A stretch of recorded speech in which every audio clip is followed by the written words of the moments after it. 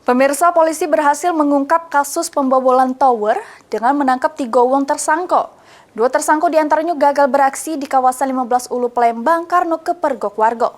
Para pelaku merupakan komplotan spesialis pembobol tower dengan ngembat baterai tower.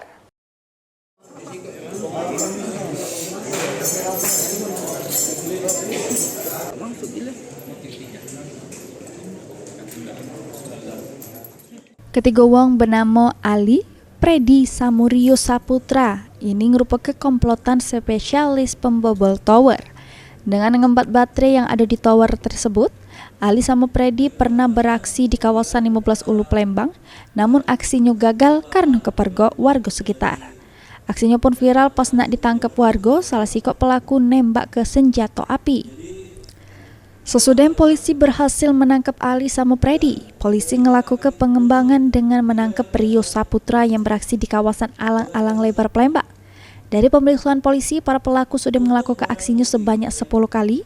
Namun ini polisi masih melakukan pengembangan untuk mengungkap TKP lain serta menangkap para pelaku lain yang masih buron.